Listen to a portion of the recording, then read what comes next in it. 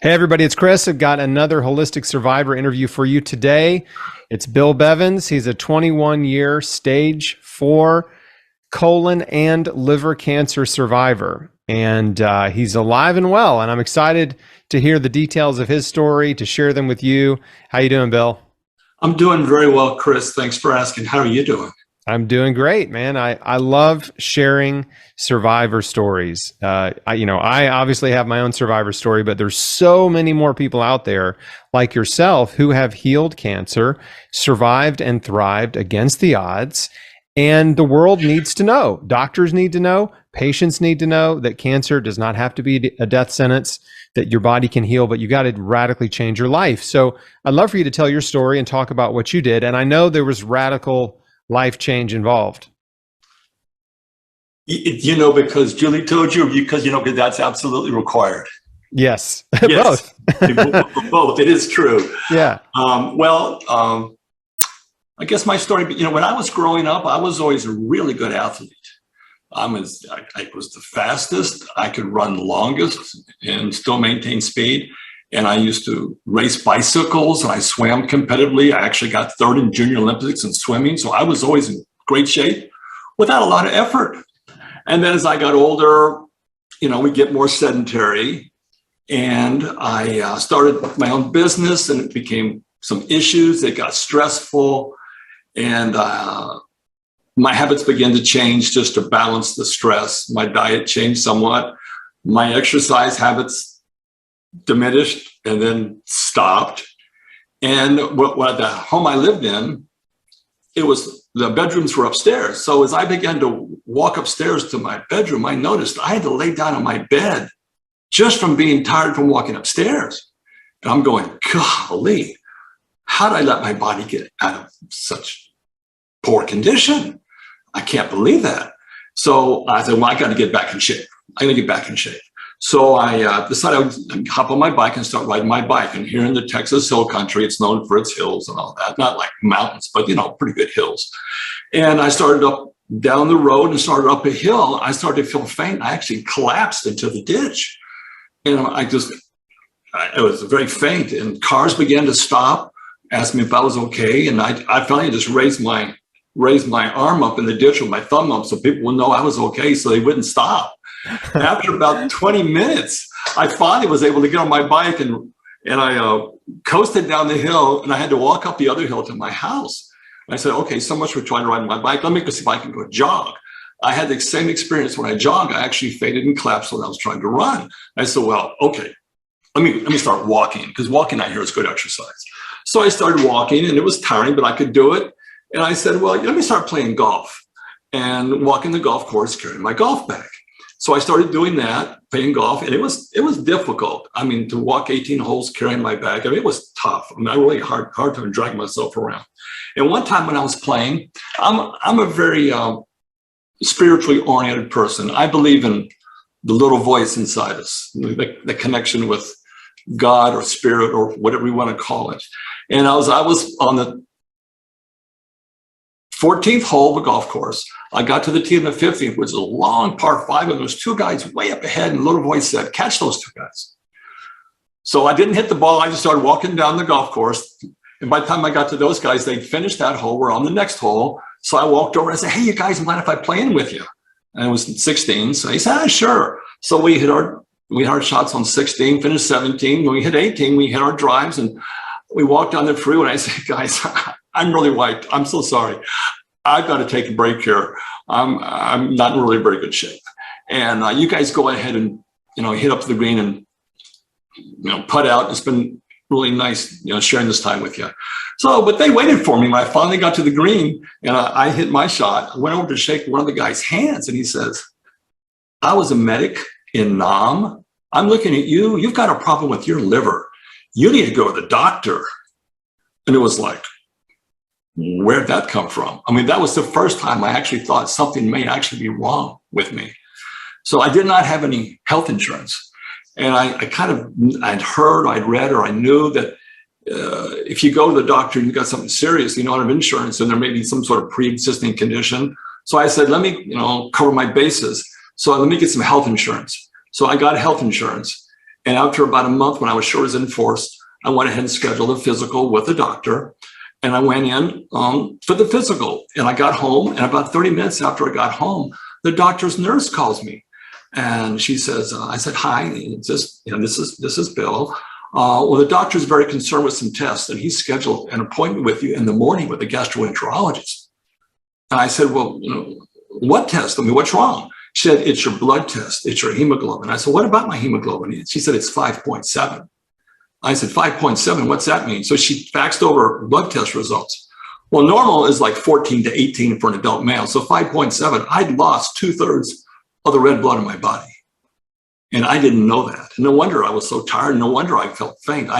Blood, as you know, blood with the hemoglobin carries oxygen from the lungs to the cells. I was literally suffocating at the cellular level. I couldn't, and oxygen takes the ATP to create energy, and I had no energy. I couldn't do it. So I went in the next day to see the gastroenterologist, and he said, you're probably bleeding internally. So he quickly got me in for a colonoscopy, and it revealed I had a grapefruit-sized tumor in my colon that apparently had been bleeding for years. That's big. Yeah, no, it was, in fact, it had completely encircled my colon, and the opening in my colon was now less than the size of a dime. Wow. And had you been having weird bowel movements? No, I really had not. That's a and good no question. pain? No pain. No pain. I mean, I literally thought ignorantly, looking back, that I was just out of shape. That's surprising. I had a golf ball sized tumor and I was having pain. I would get these pains periodically as food would move through that part of my colon, it would aggravate the tumor and I'd get these little pains, But anyway, please continue. I had no indication, and I didn't see blood in my stool or anything. Not that I was looking for it, but there was nothing apparent that would have alerted me you got something going on inside your body. And then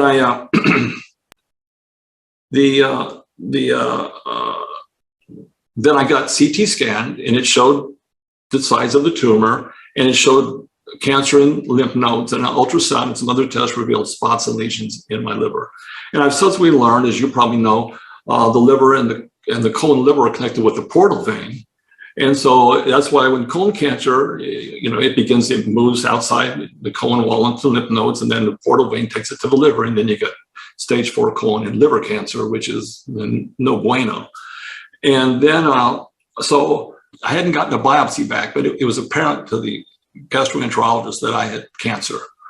And so immediately that night I went home and got on the internet. Thank God for the internet in 2001. And as you probably know, because I think you were 2003, there wasn't a lot out there then. It was pretty much just, hey, caveat emptor, buyer beware. I mean, good luck. Yeah, I didn't find anything on the internet that I thought was trustworthy or that gave me confidence. Well, I just read book. I just went from book to book to book. Yeah. Yeah. Well, I came across, and I feel blessed, since I feel very blessed. I came across Otto Warburg, and I discovered in 1931 he won the Nobel Prize for his discovery of the primary cause of cancer. And and my major was in philosophy, and I'm pretty good at reading and understanding predicates and causal things, and really digging deep. And when something is life or death, I've got the patience to really find out what the heck's going on here.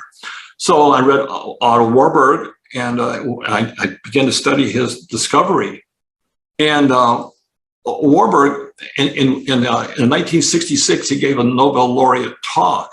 And he said that you need to increase the speed of the hemoglobin in the body to increase the amount of oxygen moving through. And since I had no hemoglobin, I figured, hey, I need to get some hemoglobin. So how do I do that? And then I Googled again. Hans Fischer won the Nobel Prize in 1930, a German chemist, for his discovery of the similarity between hemoglobin and chlorophyll. If you were to Google hemoglobin chlorophyll molecular similarity, you'll see they're identical, except the central binding element in hemoglobin is iron, making it red. Chlorophyll, magnesium, making it green. So I figured, hey, I just need a lot of green juice. And then I came across Ann Wigmore, who was a big advocate of wheatgrass juice. So the local health food store was making wheatgrass, and a guy was bringing wheatgrass in flats. And they were cutting the one growth, and they were throwing they were throwing them away. And I said, hey, give me those flats. I'll regrow the stuff. So, and I bought the same trays he was growing them in. I went to the restaurant supply and got the same trays. So I had like 20 to 30, 25 flats of wheatgrass growing on my back porch. And I was drinking 5 to 6 ounces of wheatgrass a day, which if you've done much wheatgrass, I mean, that's a lot of wheatgrass. That's a lot. Did you break it up in multiple servings? Yes, I did. About 2 ounces 3 times a day. Yeah. And then I bought a single auger juicer because the Champion juicer I had wouldn't juice greens very well. I mean, right. I had the Champion as well. It's great with carrots, but not with wheatgrass. Yeah. Any hard root like a beet or a carrot, but even celery begins to wrap around, as you would know. Yeah, you have to chop it. Mm-hmm. Yeah, exactly. And so I bought a single auger juicer and began juicing greens, and I began drinking about. At this point, I'd already gone and seen a surgeon and an oncologist, and I walked into the surgeon's office, and he put my CT scan up on a light board and began to tell me, he showed, there's your tumor, there's your opening less than the size of a dime, there's the cancer in your lymph nodes, and he pulled up the ultrasound showing, and here shows your spots and lesions in your liver. You've got stage 4 colon liver cancer. If you don't do anything, you'll be dead in less than 6 months. And even if you do everything I can recommend, the odds of you surviving 5 years is still less than 20%. Now, I did my own research, and stage 4 colon and liver cancer, it's less than 20% survival for the 5 year. And then he called his nurse in, and she went away and came back with a piece of paper. And then we were sitting in his patient room, there was a little kind of a table there. He took the paper and he slid it over with a pen on it. And he said, my nurse just checked. There's space in the operating room next Tuesday. All I need is your okay right here. We can get started. And he slides the paper over with the pen. And I'm thinking, whoa. I mean, I wasn't ready for that. But then I heard this little voice inside me, that little voice again. You haven't even given your body a chance. You haven't even given, it kept repeating over and over and over. You haven't even given your body a chance. And it was true. I hadn't given my body a chance.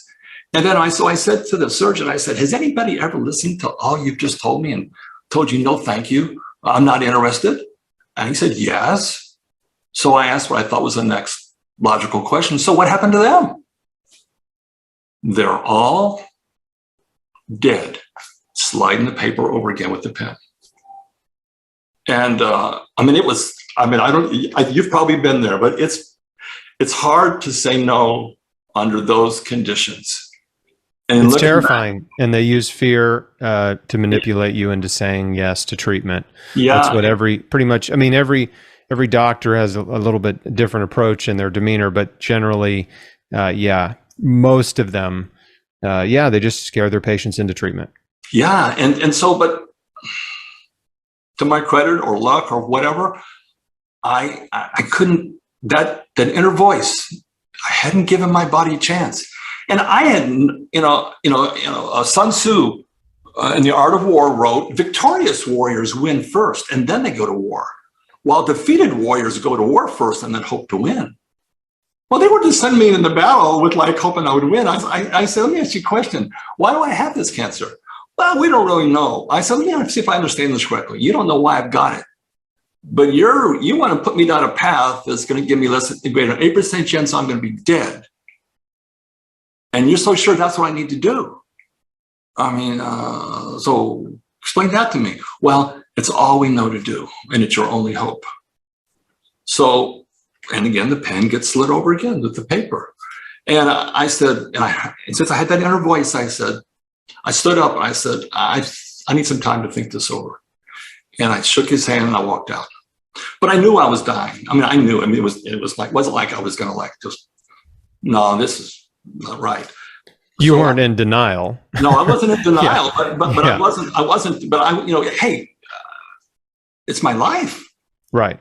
It's my life. So I made an appointment before I left his office. I made an appointment in 10 days. I said, I'll give myself 10 days.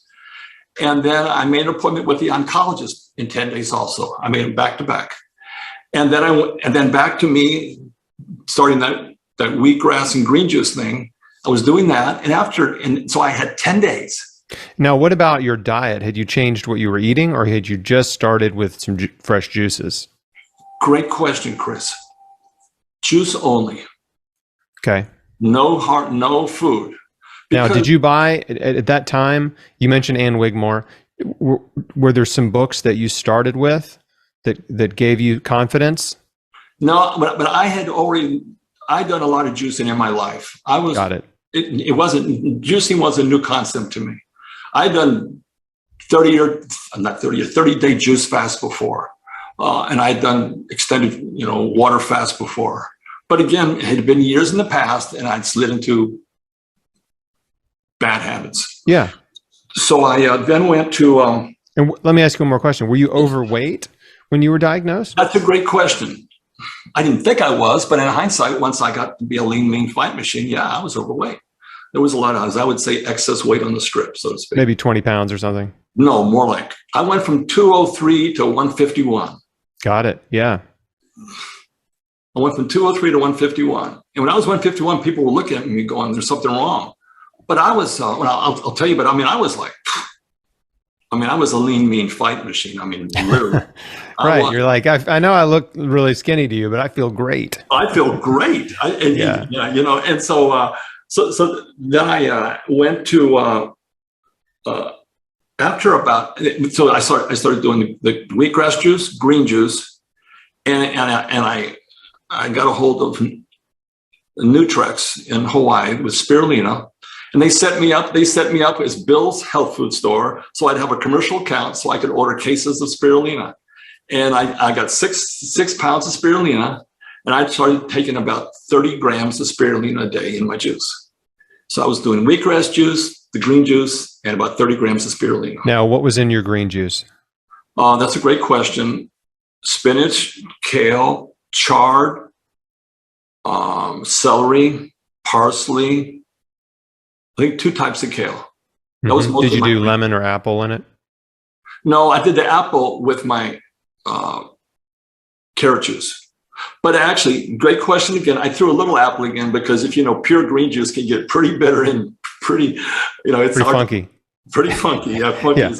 Is a nice way to say it. Yeah. But yeah, I threw a little bit of apple in just to, But I also got habaneros because I read that the kind was really, I got habaneros and I juiced and I had habanero in a dropper and I would have put habanero juice in it too. And I tell you, that would burn going in. It would really burn going out. Really, seriously. But again, that capsaicin in hot peppers is a potent anti-cancer agent. This is why peppers are so incredible. Exactly. They're so incredibly healthy for you. And habanero is way more than jalapeno. Yeah. And so, then I began after about 3 or 4 days after I'd seen the surgeon and oncologist, and I made appointments for 10 days.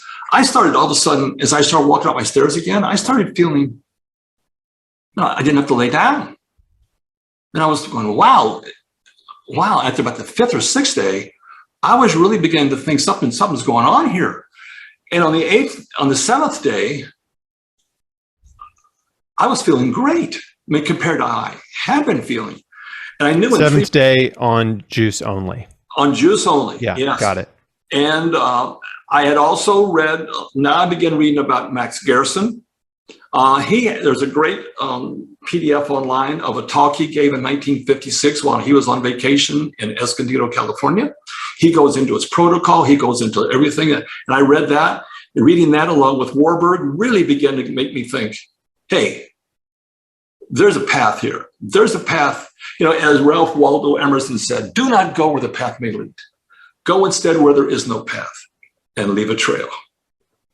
And I began to think, maybe I need to make my own path here because what they're selling, I don't want to buy.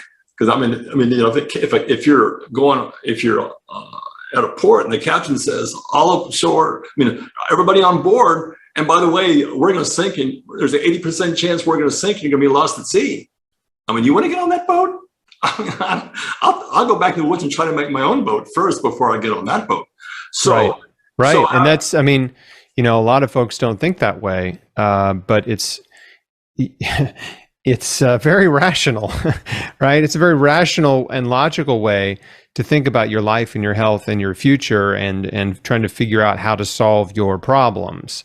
And unfortunately, we've just been so conditioned to abdicate our responsibility, our personal agency and authority and responsibility to doctors, and just basically give them the keys to our life. Yeah. And say, if you're in charge, you fix me. And the doctors are happy to do it. That's how they get paid. And but at the end of the day, it doesn't matter if you live or die. They still get paid. And so, Exactly. yeah, we had the same. It's funny. I mean, there's so many parallels to our story. Your prognosis was much worse because I was just stage 3. But I made a choice to choose my own path, right? To beat my own way through the jungle, as opposed to taking the road that was well paved, right? That was the road to the chemo train. Right. Yes. So on the 7th day, I knew in 3 more days I was going to see the surgeon oncologist and tell him, well, I'm in or I'm out. But I need to know what was going on. So I made another appointment on the 8th day with the same doctor that had done the blood test. And so on the 9th day, the day before I was going to see, I went in and I got another blood test. And I remember sitting there in the office. And thankfully, they had a machine there. They could do the test right there on site. So about 45 minutes later, she comes out with the blood test. And she hands it to me. And I scanned down the page looking for HGB. And Chris, when I saw 10.9, I got to tell you, nice. Dude, I got to tell you, dude, it was like, yes. And how much time? Well, obviously, so you'd only been on the fresh juices and green 9 days. Wheatgrass for 9 days. Yeah. So you'd almost doubled your hemoglobin. Exactly. Yeah. That's amazing. Well, but even more, I mean, obviously the results were great. And that taught me that the human body has an incredible capacity to heal. If we'll give it what it needs and take out of it what it doesn't need. And but even more important than seeing those results was knowing that what I was doing was really working. At that point, and to me, this is the number one thing. At that point, I was 100% certain that I was going to be cancer-free. I didn't know quite how yet, but I know if I went this far, I was going to go far enough, and I was going to be cancer-free. And it was just, I had no doubts. And it was that belief, that certainty.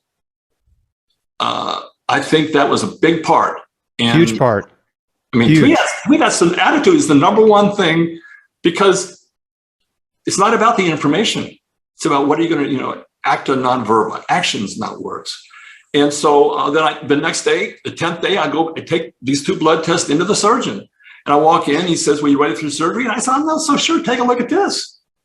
And I hand him both the blood tests. He looks at it and he says, "I am so glad you got a transfusion. I was really worried about you." And I said, "Well, I didn't get a transfusion.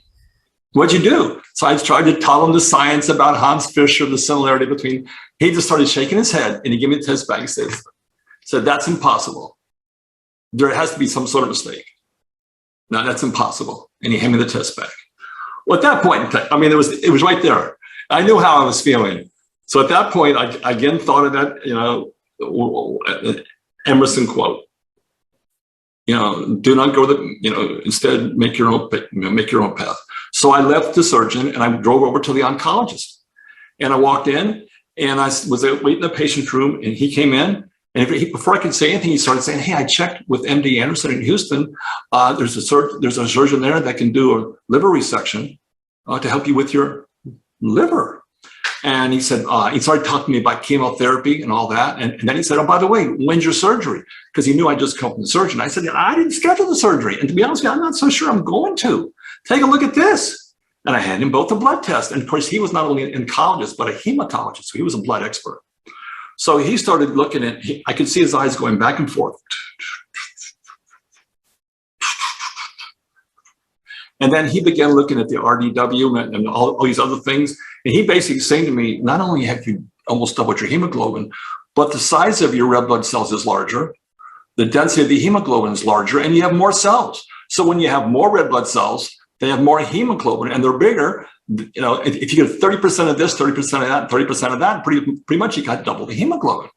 And he said, what'd you do? And I told him about, the science between the similarity between hemoglobin and chlorophyll.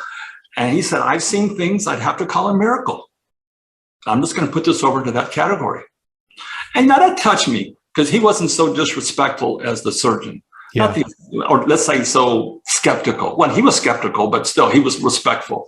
And it came to me in that moment, Chris, what to do. I said, I think I'm onto something here. I'm not quite sure exactly where it's going to lead me, but I'm not going to do what you think I should do. But even though I'm not going to, would you please still see me every 3 or 4 weeks? Run the tests on me to be sure I just don't go off and kill myself. Would you please do that? Because I knew I needed him to order tests. Yeah. I mean, I can't just call the radiologist and say, hey, do this, do that. They have to be ordered. So I needed somebody on my team that I could at least, because I'll say this about Western medicine, the diagnostics are very good. The diagnostics are very, very good, the diagnostic tools. So except occasionally when they're not. Well, it's the interpretation. Sometimes they're terrible, but generally, yes, I agree with you. That's the valid point. So second and third opinions are a good idea. Yeah. So then I started. Then I read more about Garrison. And the Garrison protocol, I started incorporating coffee enemas. I also did a lot of research on herbs. There's an herb called, I think it was called Sangre de Grado, which means dragon's blood, which the South American Indians use it to coagulate blood. So I started doing water enemas with that to try to help with my bleeding tumor. And then I started doing enemas with garlic and with habaneros.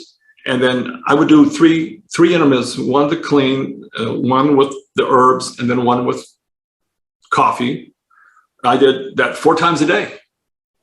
And how long did that process take? I mean, to do those 4 enemas? Yeah. 3 enemas or 4 enemas? About, each 40. I would hold each one about 15 minutes. Yeah. But while I was doing them, I was doing yoga. I was also incorporating yoga. And then that actually sounds, I don't mean to laugh, but that actually sounds pretty difficult holding an enema in while doing yoga pose. I know it was, especially when I was doing what's called the plow. If you know what the plow is, the plow is where you kind of do a shoulder stand, go back over. But hey, I got where I was pretty good at holding the enema. I got it was pretty good. It was like, but you have to really relax because you have to go with the flow, literally. Pun intended. So, yes. Yeah, no pun intended. But then I began to incorporate it, and I started doing more research with Garrison. Then I came across Dr. William Donald Kelly, and with this proteolytic enzyme theory. And that made a lot of sense to me too. And when I was reading with Garrison, in that talk that Garrison gave at Escondido, he talks about parenteral digestion. Normal digestion, enteral, is digestion in the digestive tract. But Garrison said, for the body to absorb the tumors, it happens parenterally through the bloodstream, and the enzymes and such in the bloodstream break down the tumor, and then the tumor byproducts get carried through the bloodstream to the liver.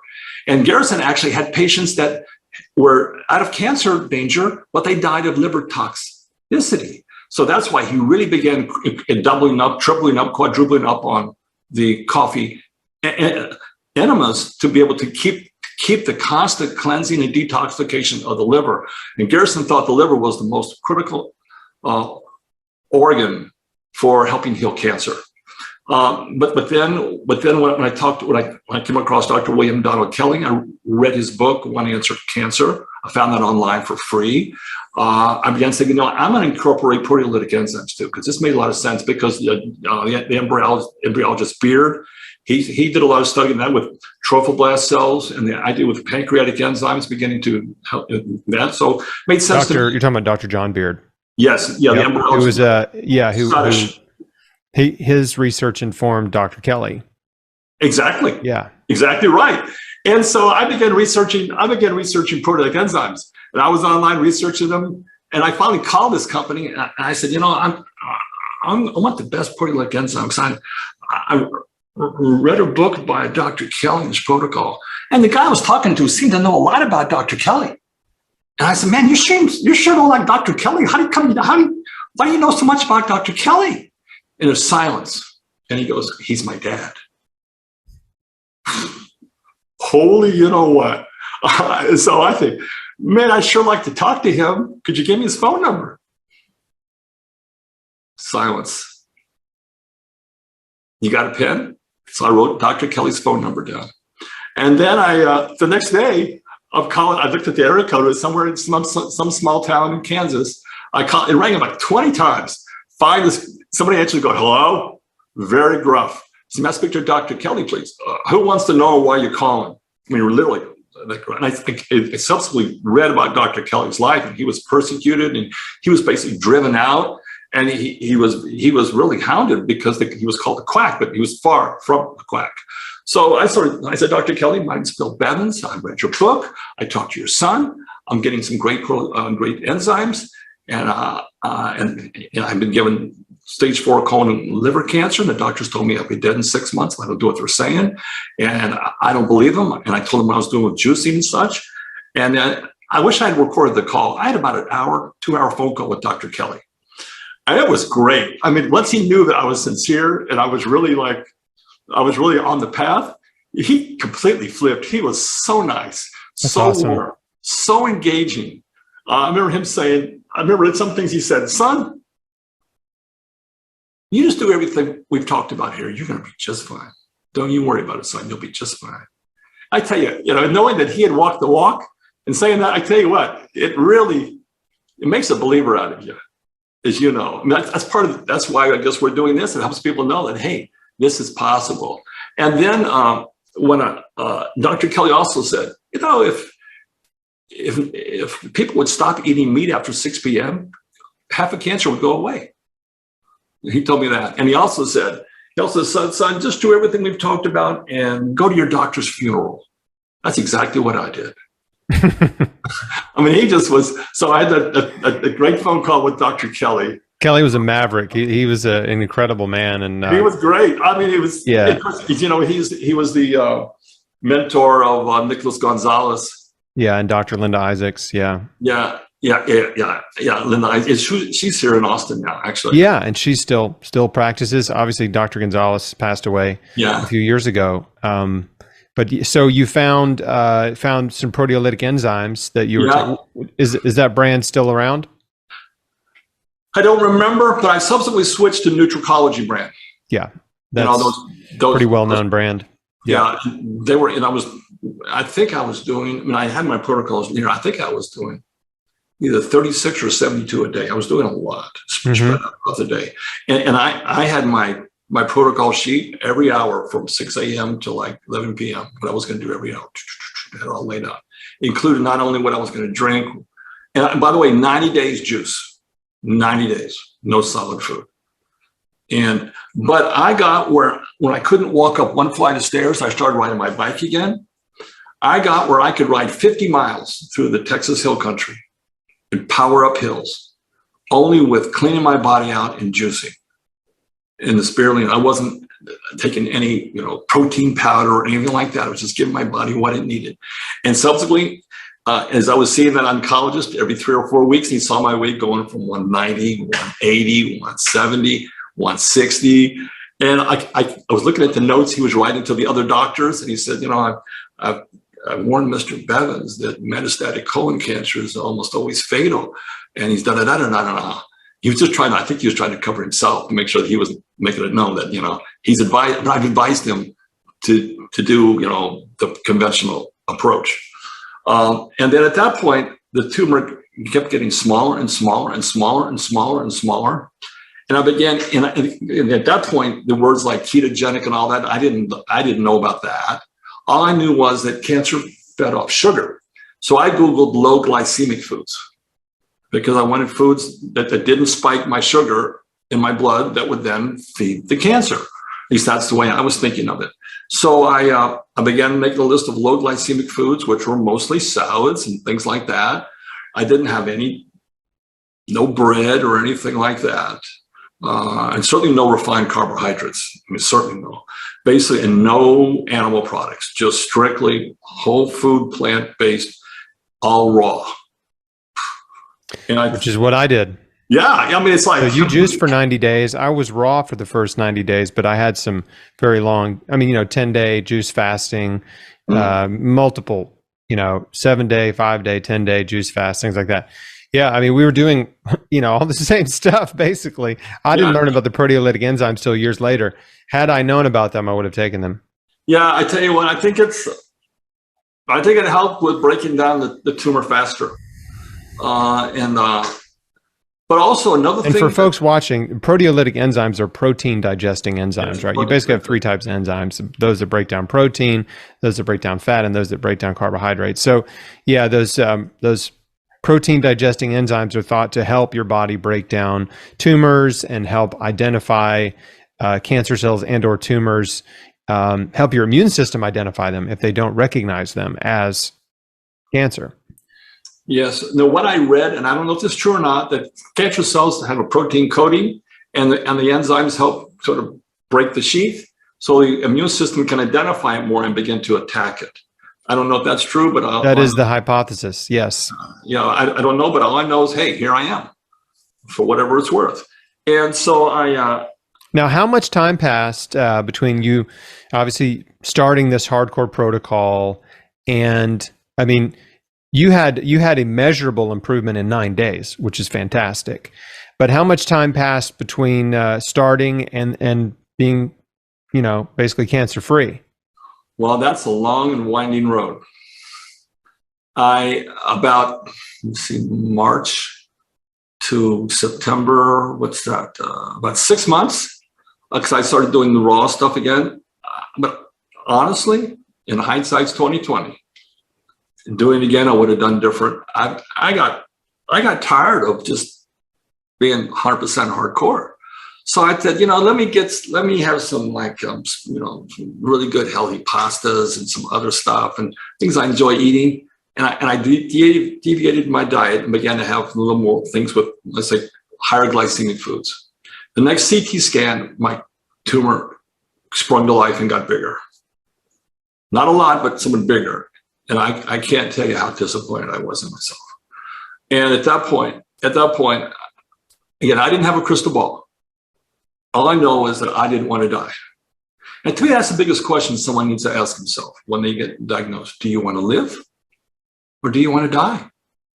If you want to live, then what thoughts, what actions, what words, what liquids do you need to put into your body, what solids? And I every day, there's that quote in Hamlet, Shakespeare, to be or not to be. That is the question. And anytime I had a thought of what to take, what to eat, what to think, I would say, life or death. I choose life. And I'm going to do this.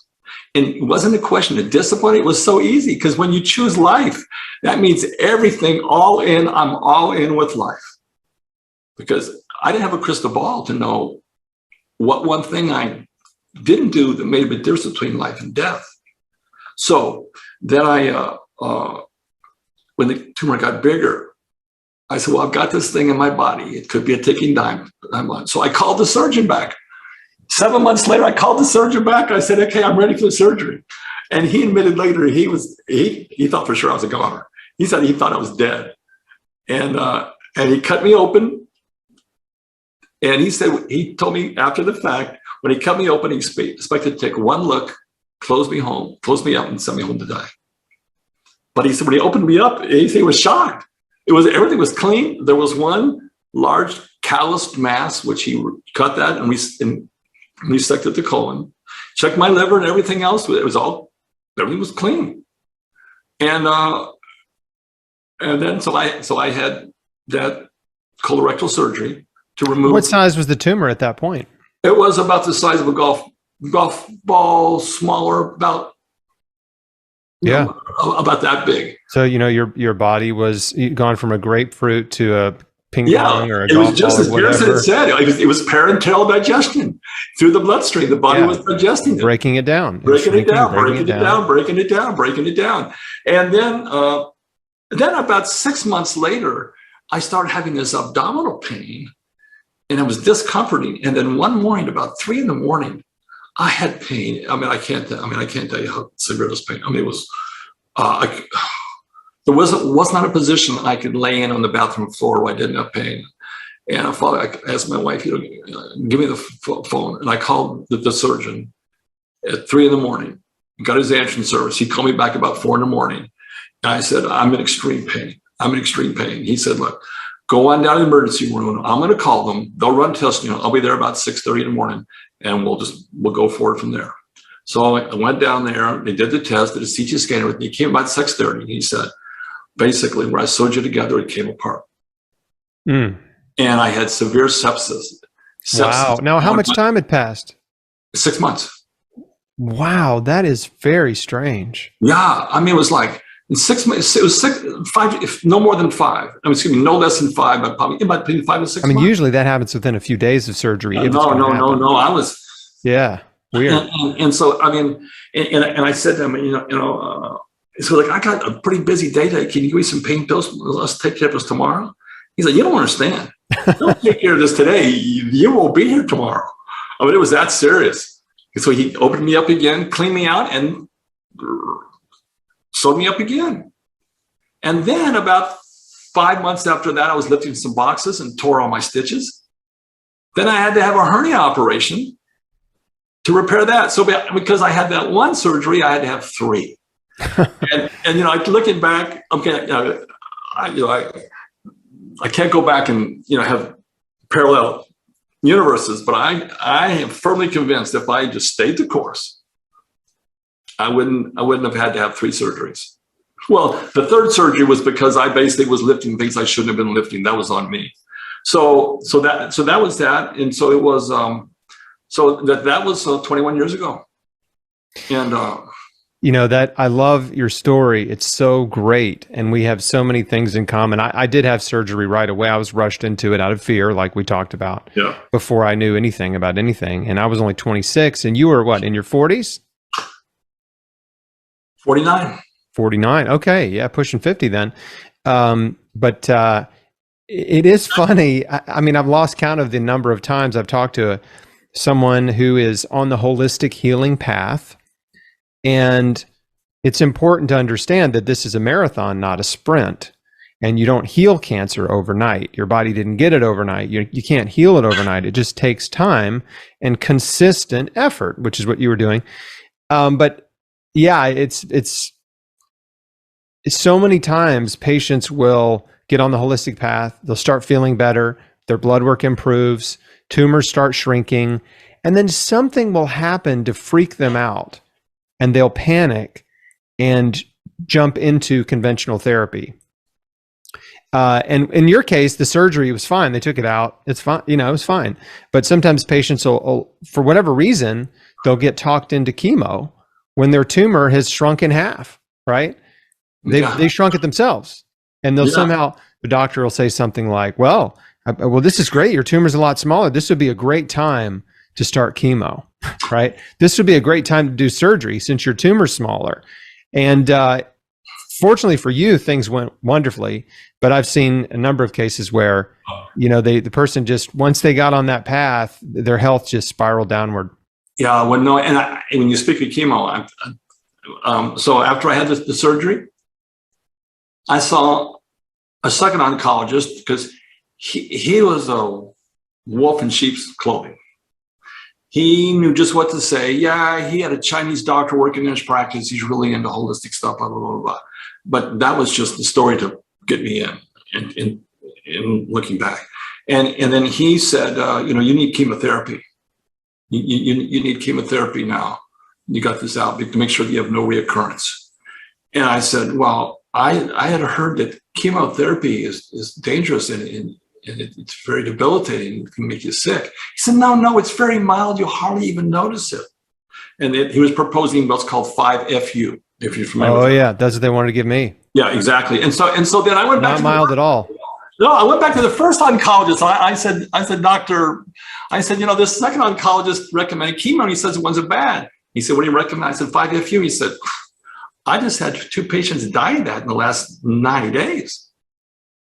So, okay, wait a minute. One guy says it's mild, won't hurt you. Another guy says that people die of it. He said, I can tell you're conflicted. I'm going to refer you to a third oncologist. You can get a third opinion. So I go to the third oncologist. And to show you how coincidental and ironic and prophetic this all is, Chris. So unbeknownst to me, okay, I went to the third oncologist and he said, he looked at all my charts. He said, there's only one oncologist in this town that would recommend chemo for you. And his name is, da-da-da. I'm going, well, how'd you know? It was the same guy. And I said, well, he's got a reputation. And ironically, that same day, and this is going to sound contrived, but I promise it's the truth, my mother had gone to a pharmacy to get a prescription filled. And she told the pharmacist, you know, my son had surgery for cancer, and an oncologist had recommended chemo, and he's not sure what he should do. And that pharmacist said, hey, there's one oncologist in this town. He's a chemo money machine. And his name is the same guy. And that was serendipity. I mean, it was like I said, confirmation. I can't believe that. That's the guy. So at that point, no, I'm not saying chemo and radiation is bad. I mean, if a person doesn't want to do natural, I mean, doing something is better than doing nothing. But I can only speak for myself. I wouldn't have done it any different. In fact, I would have done it more focused and stayed the course all the way down the line, because I firmly believe that the parenteral digestion would absorb everything, and I wouldn't have had to have those 3 surgeries. And also, by the way, after I walked away from that first meeting with the surgeon, he told me I would be dead in 6 months. And as I drove away, it hit me what he said. I mean, you begin to come to grips with your mortality. And I remember I pulled over into the parking lot, and for about 15 minutes, I mean, it overcame me. I mean, going, wow, man, I really got myself into a tough situation this time. Because when someone says you're basically going to be dead, and it's like, and you're looking at it and going, whoa, that's a heavy. And I remembered the words of Crazy Horse, Native American holy man warrior, when he would lead his trips, his braves to battle. He would say, today is a good day to fight. Today is a good day to die. Strong hearts, brave hearts to the front, weak hearts, cowards to the rear. I remember I was sitting up parking lot and I said, yes, today's a good day to fight. And then I thought, you know, what if that surgeon had called me up and said, Bill, I'm so sorry we made a mistake. You just that movie with Queen Latifah called The Last Holiday. Okay, well, what if that oncologist called me up and said, Bill, we made a mistake. That's charges. That wasn't you. I mean, you're okay. You don't have that serious of cancer. I mean, if he called me, how would I feel? And I said, man, I feel pretty good. But I said, wait a minute. Why can't I just feel that way? You know, who was it? Man's Search for Meaning. Viktor Frankl. Viktor Frankl. Everything can be taken from a man, but one thing: the right to choose one's way. You know, Viktor Frankl's story. But yeah. That's the Holocaust survivor. Yeah, and he watched his pregnant wife go to the gas chamber, his parents go to the gas chamber, but he survived.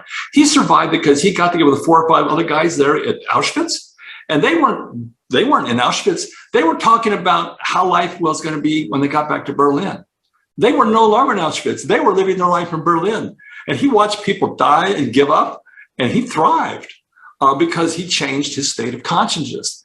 And I remember at that point, I felt so good after. I just said, hey, I'm just going to feel that way. I'm just going to feel that way. I have a choice how I feel. And so to me, it's choosing the path and choosing, again, the Greek philosopher Seneca.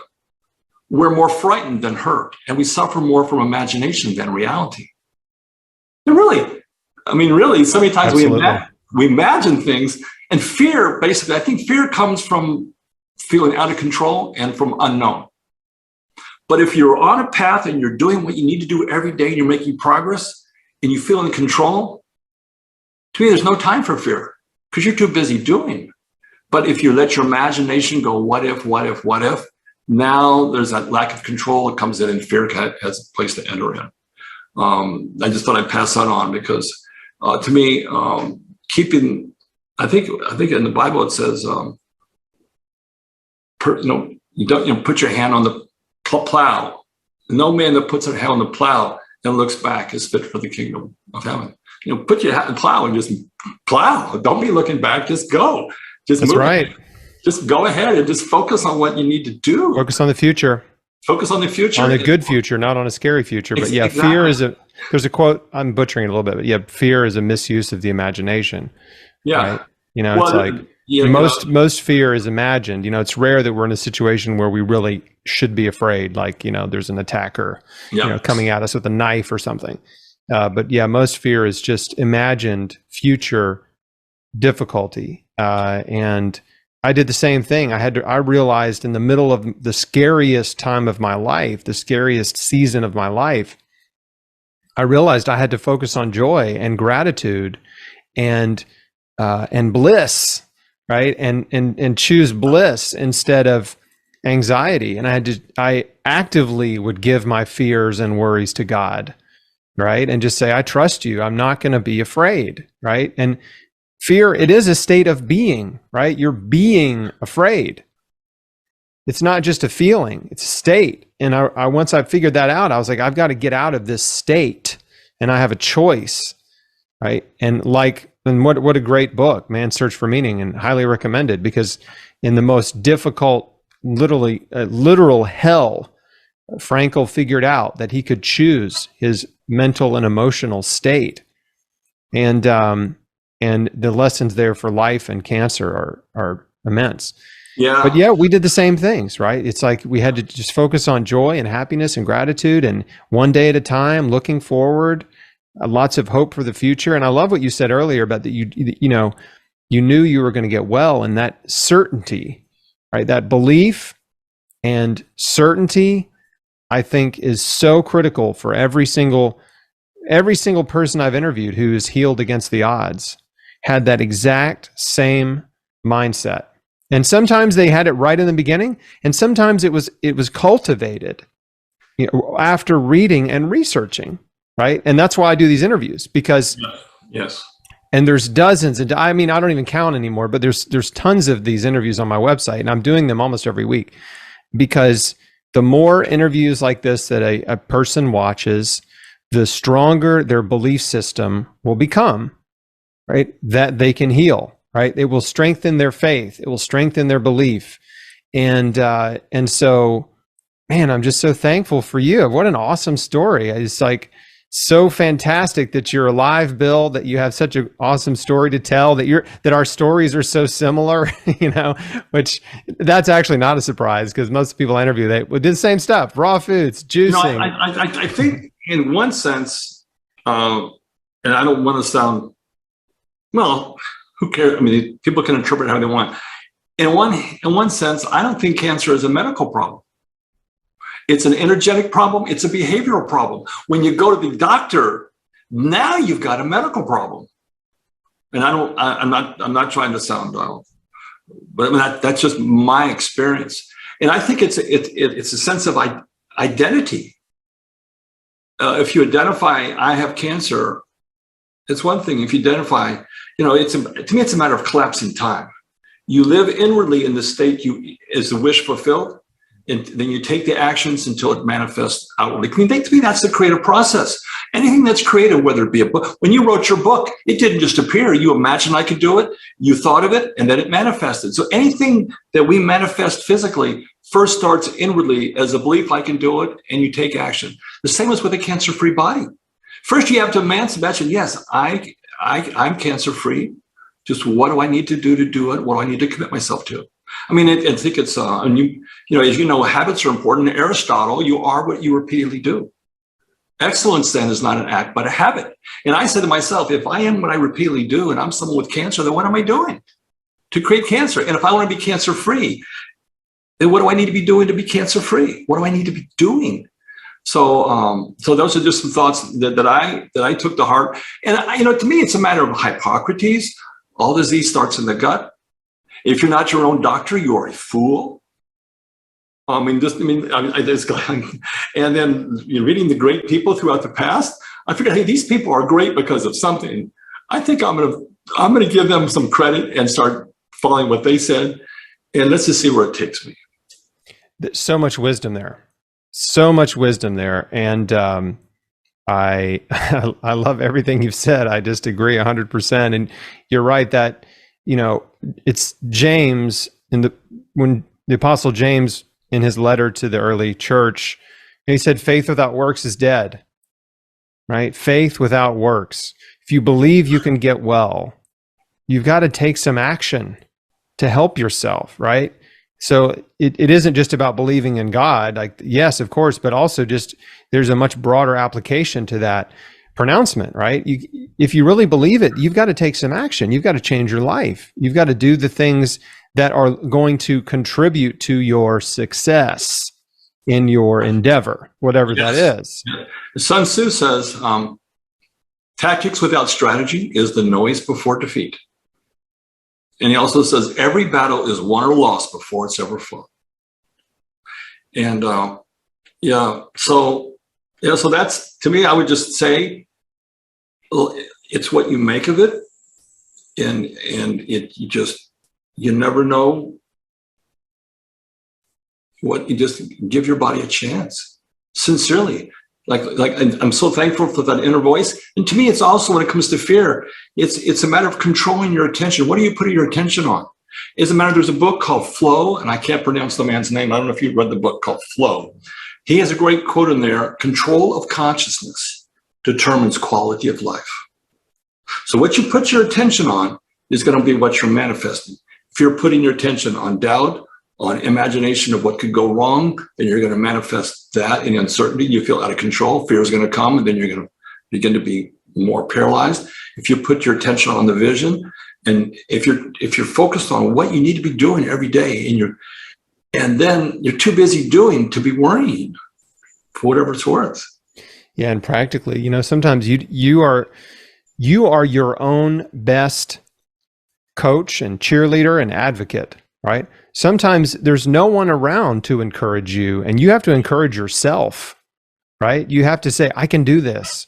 Like, this is going to be good. This is going to work out, right? I'm going to get well. Like you have to be the one encouraging yourself. And it sounds stupid and cliche, right? But I know you don't think that, but some people watching, it's like, I get it. I know it sounds cliche and foolish and, Stuart Smalley kind of SNL fodder, but the truth is, like, it really does work. Like, when you encourage yourself, you feel better. Your optimism and your hope and your positivity all increase, right? And your energy increases to take the action you need to take to help yourself get to where you're trying to go. So all that works together. And, it's just, for me, it was a process of really learning how to catch myself in moments of worry and fear and doubt, and quickly decide to start thinking differently in those moments, just to shift my thoughts, like you said, shift my focus, shift my attention off of the scary what ifs, because there's unlimited numbers of those, and shift my attention onto, what do I have that's good in my life? What do I have to be thankful for? And what do I need to be focused on today, right now, just to help myself take one little step closer toward getting well. Right? All I got's today. So let me just do the best I can today and go to sleep tonight. And then tomorrow, I'm going to do the best I can tomorrow. Yes. I wrote down a phrase: nothing tastes as good as the feeling of being cancer-free. Nothing tastes as good as the feeling of being cancer-free. And another thing I wrote, a little chant or mantra I created for myself: moment by moment, day by day, I'm getting better in every way. Moment by moment, day by day, I'm getting better. And I actually enrolled myself a few years ago into a coaching program with a retired Navy SEAL. And he gave a lot of the instruction of what he did to get through BUDS training. He graduated, the honor man, which was the #1 person for the class. And his mantra was, I'm feeling good. I'm looking good. I ought to be in Hollywood. I'm feeling good. I'm looking good. I ought to be in Hollywood. And you're just affirming with yourself. And like you said, you got to be your own best cheerleader. Hey, if it's got to be, it's up to me. That's right. Well, Bill Buvens, you are an awesome human. I'm so glad to get to know you, to connect with you, and to be able to share your story. Any final words for someone who has cancer and maybe they're struggling with a little fear and doubt and they're not sure what to do? What's the first thing they I know you could talk for 2 hours, right? One thing, when I was going through that coaching program, I had a 1-hour coaching session. And this just came to me. I don't know if this relates to anybody, with his number one coach worldwide. And we were talking, and I told him about my story with cancer. He started asking me more questions about that, really. And I said, hey, Rich, I said, how did you get through Bud's training? Because he wasn't that big a guy. How did you get through the SEAL training? How did you do that?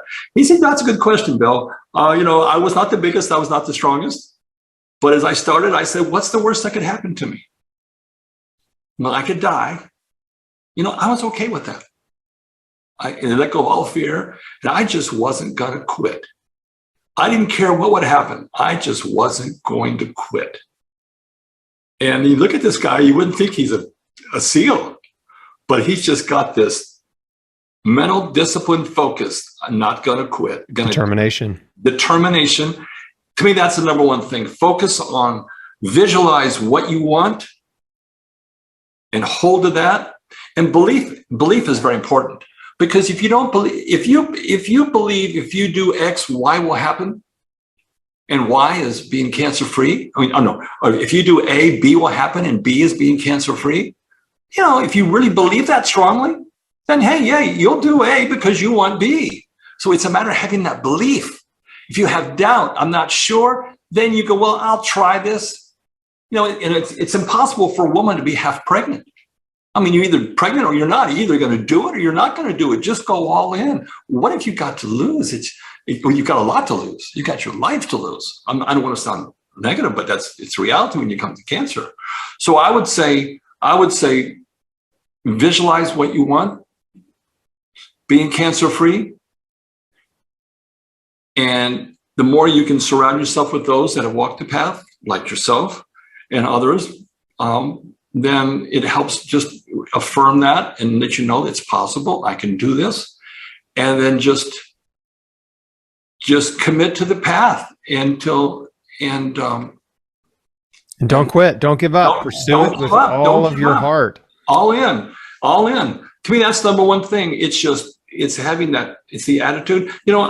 I identified 700, I'll keep it brief here because I know we're wrapping up here, but Warburg's primary cause of cancer, I identified 7 underlying causes that I thought led to the primary cause: poor attitude, poor diet, stress, lack of proper rest, lack of exercise, toxins in my body, and carcinogens in my environment. I said, wait a minute, can I change my attitude? Yeah. Can I change my diet? Yeah. Can I begin to do things to eliminate stress? Yeah. Can I focus on getting better rest? Yeah. Can I start exercising? Not right now, but as I get better, I'm going to do it. Can I detoxify my body? Yeah. Can I clean up my environment? Yeah. Well, let me do those 7 things really committed, and let's see where it goes. And lo and behold, that's 21 years ago. I'm still alive after all these years. Absolutely agree, 100%. I love that. We'll close with a quote from Yoda: "Do or do not. There is no try." Fair enough. Acta non verba. Well, good, Bill. Thanks again. This has been really fun. I appreciate this opportunity to share. I hope it's been of help to some, to know that it is possible, but it's only possible if you make it so. There's no magic bullet. There's no magic pill that I'm aware of. It's just doing what you need to do to get to where you want to go.